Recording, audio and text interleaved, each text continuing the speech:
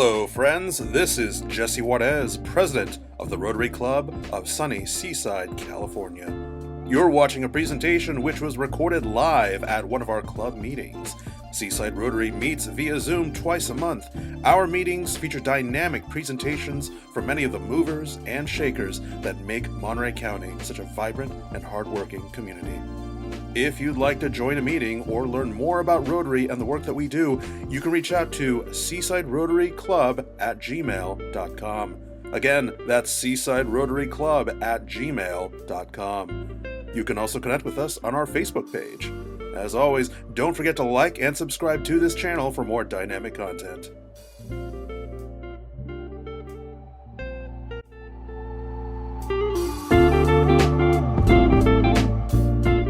YouTube channel as well. I'm also going to be muting all attendees with the exception of our speaker. I'd like to welcome Mr. Angelo Henry and Ms. Jessica Powell. Welcome. You want to do an intro? Oh, my apologies. Okay.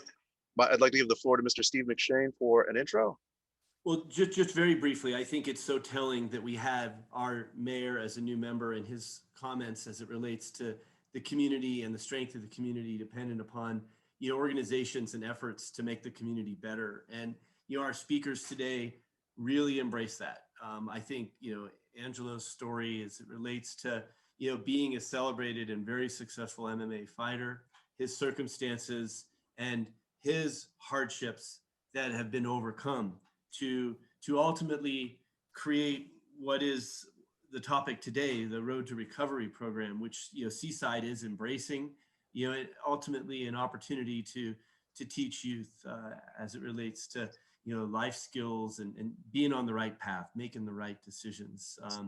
I think between both of our speakers today, we're not only going to be able to appreciate hardship, but the lessons and the opportunities found when chosen to do so. So please help me in welcoming both Jessica Powell and Angelo Henry as our speakers today for Seaside Rotary.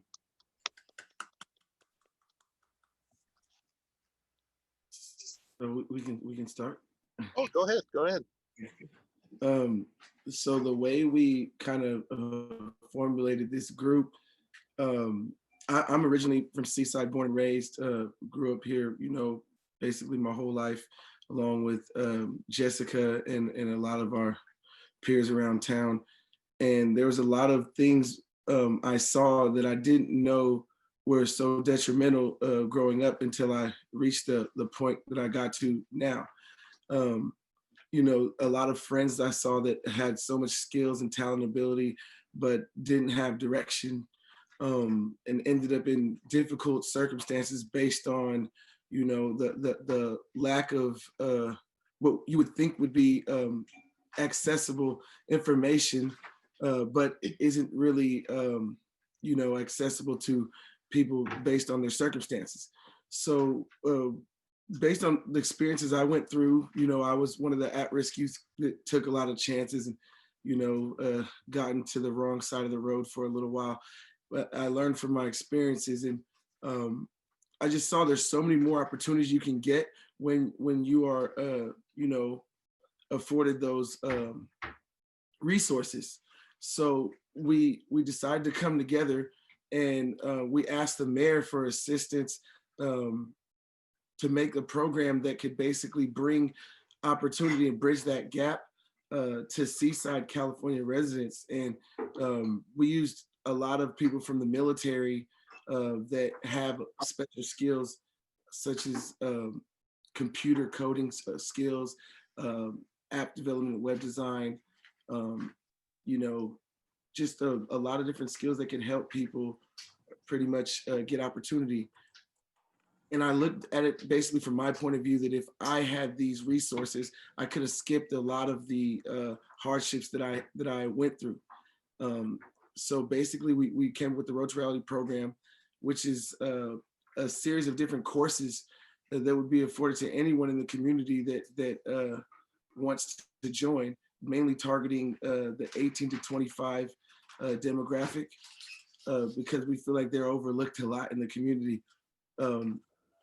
But basically, we have different groups that would teach courses like real estate, intro to real estate, understanding real estate, how to buy, how to sell, the values of a home, how to prepare yourself to, get loans, things like that. And then financial literacy, basically teaching people how to manage their money, credit repair, preparing people, to even be in those positions. We have a mentorship leadership course that we taught by one of our members, Brandon Carter, who is a Navy lieutenant and has his master's in electromechanical engineering. He's worked with programs like Huddle at Monterey High, along with Jessica, and pretty much, we've all worked in different areas of the community in the background of other programs that are already established, like working with Teddy Black in the youth center, and kind of helping in between the lines of the parts you don't see. So I just feel like with this program, we can really, make a lot of changes and create an impact, in Seaside. Basically, it's formatted in those courses along with health and fitness basic courses, because I feel like health and fitness is important. When you have not basically telling anyone that they have to be a professional fighter, or an extreme athlete, but how to eat correctly, things that you can do to make your life, have a higher quality form of living, a more positive form of living, things you can do to work out, how to correct your posture, things that change your mental. Because if your mind is in a better position, you're more productive. So anything that contributes to someone being a better, an asset to society, or things that would help them grow in society, that's what we're contributing to. So we have the mentorship leadership course, we have the financial literacy, the credit repair, intro to real estate. We have the health and fitness, and we have the computer coding and app development. And with the help of Mayor Oglesby, we kind of formulated the courses to be efficient towards the plan that Seaside's moving forward. So he kind of gave us some ideas and assisted us with some resources on, courses like the apprenticeship program, where we're going to be bringing in some experienced veterans from a couple of unions that are around the area, and they'll be teaching courses that would be preparing the attendees to take on those apprenticeships. So there's a higher chance of them getting into the field they want when those future job opportunities come to the community. But basically our program is all in a nutshell here to bring bridge the gap of opportunities for citizens in Seaside to be more productive in society and have a higher chance of succeeding. And just to add real quick, so my name is Jessica, I'm from Seaside as well. I've worked in education 4 years now as a teacher. So being on the other side, growing up with programs like the Boys and Girls Club or the Seaside PAL League, I had an opportunity growing up to be in those structured programs, my younger years. And being an educator on the other side, I see so many gaps that we don't teach in the education system. So many life skills, so many just basic life enhancement programs that we should be implementing in the education system that we don't. Not knocking what we're currently teaching, but just me as an educator, I see different classes that could definitely help my students, or as a teacher, I could see Road to Reality, a program that I could reference my students who are looking maybe to learn more about credit repair, or who is looking maybe to learn more about health and fitness, or who might be interested in computer coding, who cannot take those classes normally at a regular traditional school, but we can refer them to the program as well. So as an educator and also somebody from the Seaside area, our program is, like Angela said, just really here to give those out opportunities to applicants that participate in our program. On another note as well, my whole angle of this program is not really so much to try to, convince anyone to, think this is the answer to their life. the thing that's special about this program, in my opinion, is that the people that we will reach based on our experience is going to be a demographic of people that couldn't be reached, as efficiently through a lot of the resources we've already had. A lot of programs have been around for a long time, and we just kind of skip over that, group of people, and it ends up being detrimental to them.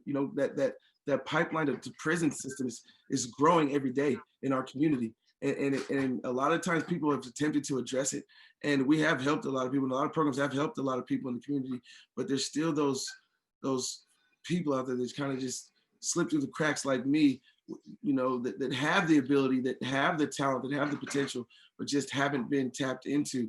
And I feel like we, have the answer. If you see the staff we have a very decorated group of staff that have been a part of a lot of big things in the community in the background.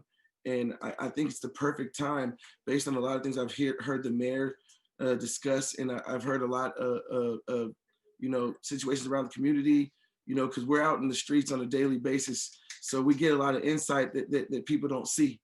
And I just know this is going to be effective. Like the passion I have about it, the feeling that it gives me, the passion that our staff have, that everyone in our group has. Like, this is something that I know can change the community in a very special, magical way. And I'm willing to bet my bottom dollar on this program, and I'm ready to go full forward. I'm excited about it, and by any means, we're going to get in there. We're going to make it happen. So I want anybody and everyone that wants to be involved be a part of this. But, no matter what, this is going to happen. And no matter what, I know this is going to make a change in Seaside.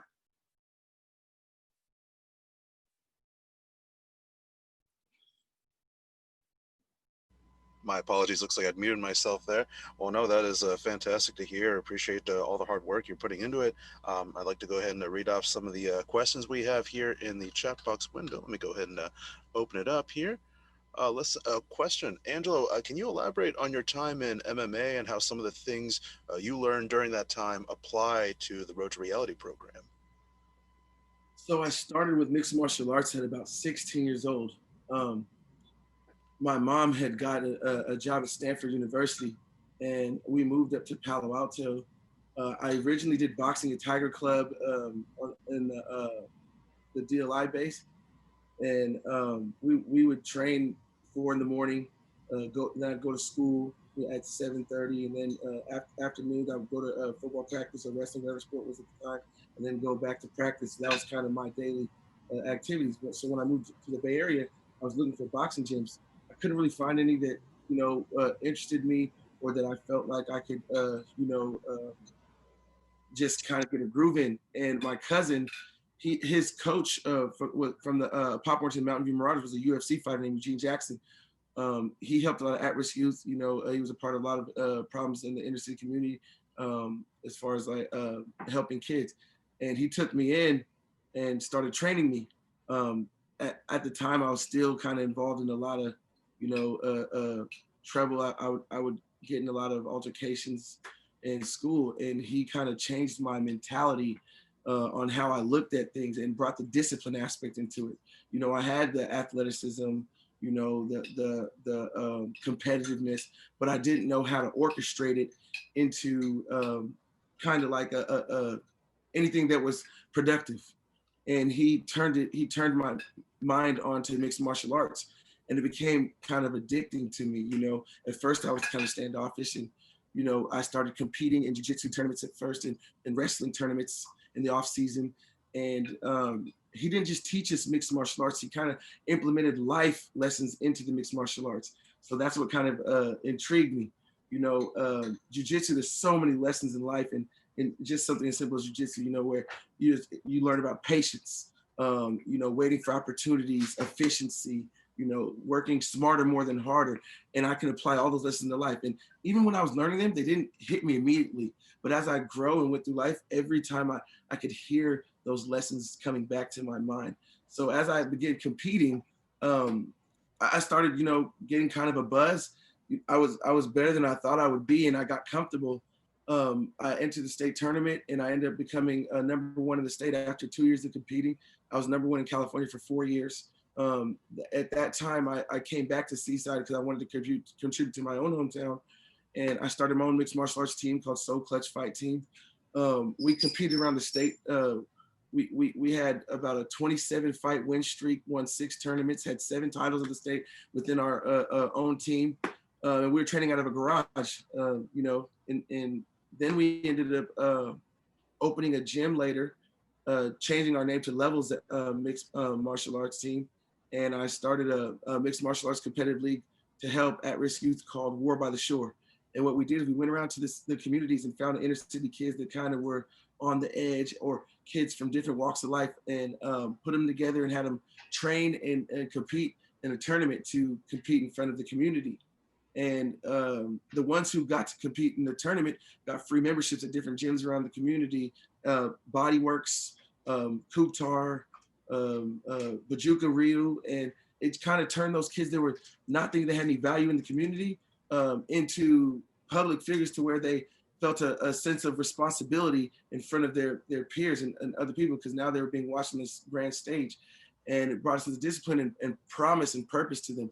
So what we did is we rented out a building, we gave them housing, we helped them all get jobs through that job fair that the Village Project threw. And we sat them down with some of our friends that worked at Chase Bank and Wells Fargo, helped them start developing credit and learning about what credit is, and help them get their own places. And they would, in return, donate hours to the gym and train people, and donate hours to different schools like Marina High School. They would go do sports clinics, or just help any way they can around the community and assist, in the background. We weren't really publicizing too much of it, but people would see their works in the community. And it kind of brought a culture to where, we saw there was something there, sparked there.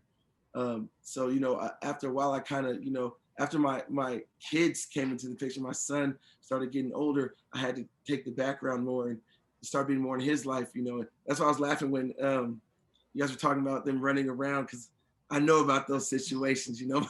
I went through those. My son was energetic. He was all over the place. I might have needed that duct tape. But, pretty much after, I took more of the background approach. I kind of fell back from competing. I still have that hunger in my heart, and I go back and forth about wanting to get back in. But I took more of a coach role in the coaching, and that's kind of where we went. And, I still had kind of situations that came through based on circumstance, being on probation and dealing with those things from the past. It was harder and difficult to get job opportunities. So I had to think of other ways. And that's when I started, the business, the Fight House, where we kind of assisted those kids officially. And, it took off from there. It was something that was, had a lot of momentum. And I know that based on the things we did and the people we helped and the target demographic we reached, that if I just had a little more assistance, which is why I came through with this group, that we could do something that's revolutionary, something that's never been done before in the community at this format, that I've seen some of the people that I kind of like watched growing up do in their time. But in this time, it's hard to do based on the way the culture has changed with the youth.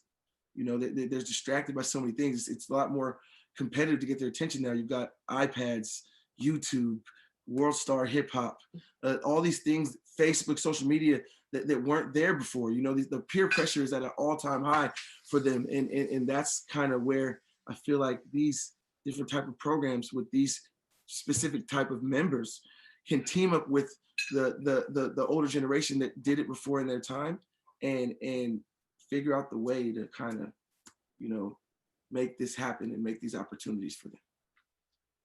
Oh, that's beautiful. And one thing that I hear very often when you hear about how organizations like this, how efforts like these start, they often start actually to the same point that Mayor Oglesby mentioned earlier in this meeting. Growing up, looking at your mentors, looking up at the adults who are organizing these things and keeping the community going.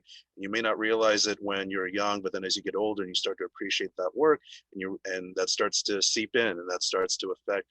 Angela, to your point, the lessons that your mentors gave you, you started to apply those to different areas of your life. and it gives you something to pass on to the next generation. I think that's wonderful. Um, and for the next question I have here in the chat box window, what is your target age range, cost to enroll, and are you building the program for just Seaside youth? Well, right now we want to target Seaside because that's really where our passion is, based on the fact that this is where we grew up. We kind of identified the problems here, and this is like, who doesn't want to help their community? That's kind of where our heart is at. Seaside. I see a lot of programs come through and they want to, oh well, we'll help the Monterey County or the Monterey Peninsula, or we want to start something here. I heard some people, we want to start something here and we want to have it based in the area, but we want to help. But nobody targets our area. We're a small area that's overlooked a lot in these opportunities. I see, like, another thing, like sports. So many kids have talent, but not a lot of recruiting is done in our community. So they get overlooked, and then what happens? They get washed through the community college system, and then they become, a local legend story. Oh, you remember this guy? He scored all those points from Monterey High or Seaside High. Man, he could have been great. What's he doing now? He's, no one knows. And those kids they're not encouraged anymore.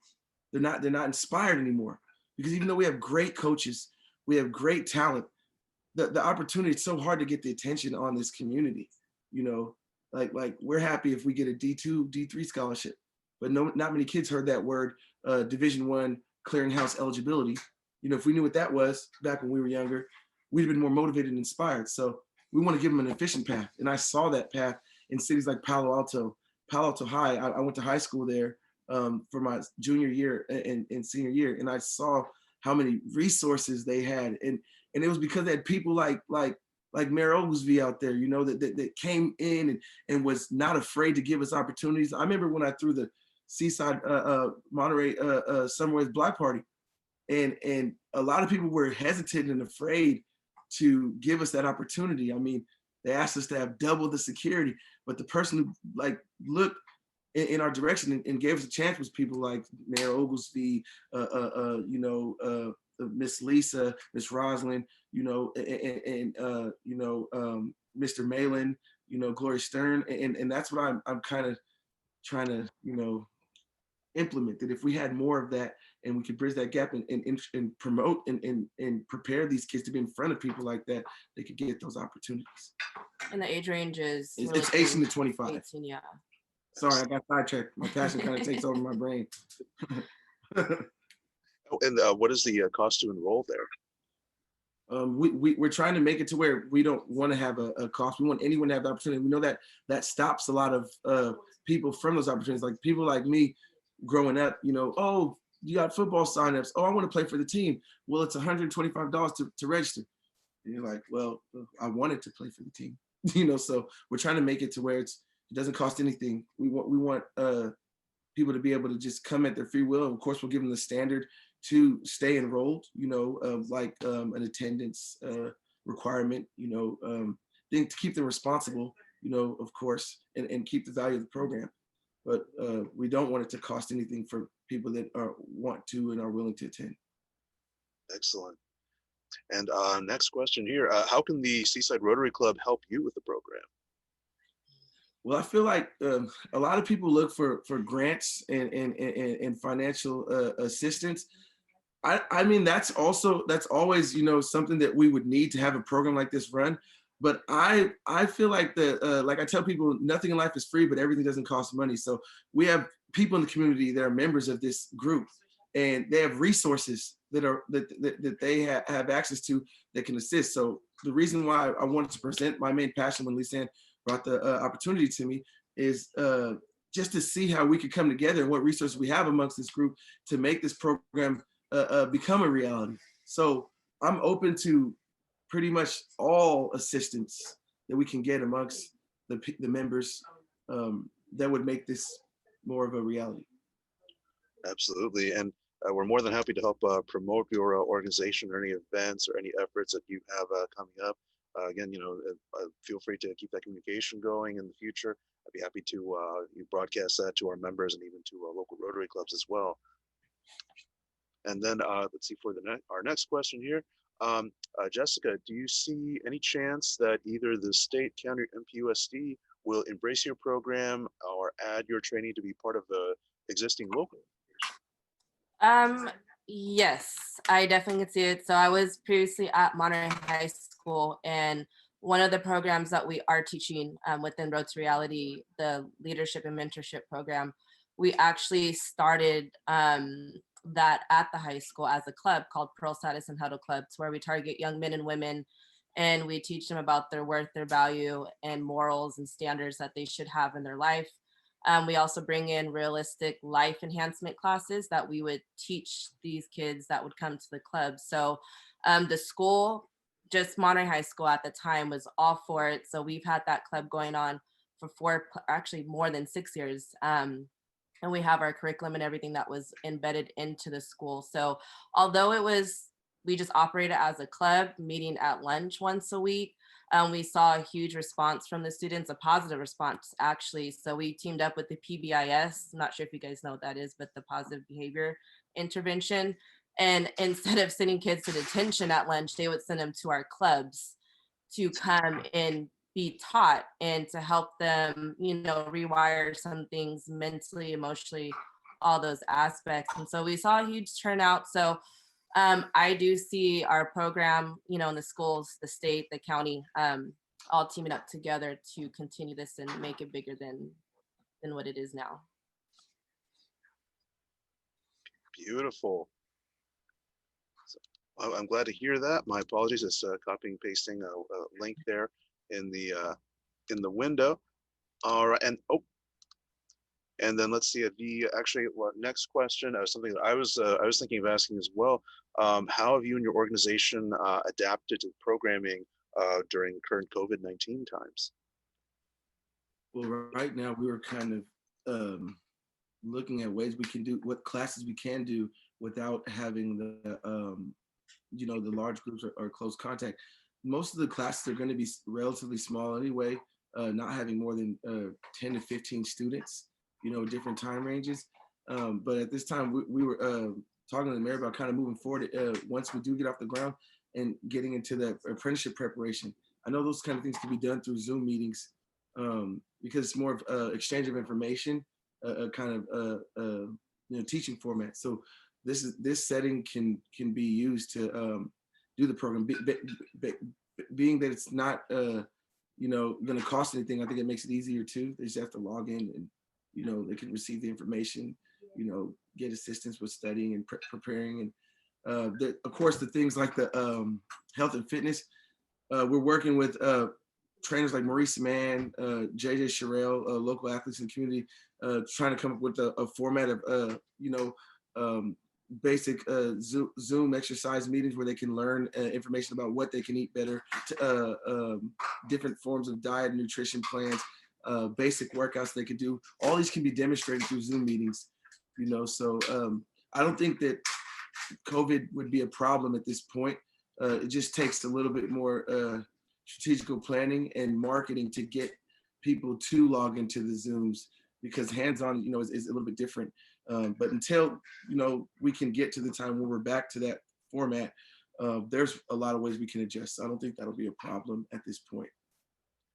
Well, and it definitely sounds like there's a definite need out there, and there's been some great response to the young people you've reached out to. So I'm really happy to hear that. Next, looks like I think the last question we have in the chat box window here. Do you have someone to write grant applications for you? Yeah, so we have myself and another staff, Tiffany Avery. So we've had history in the past of writing grants, but we can always take new pointers and different resources. So we are both working on those. Beautiful.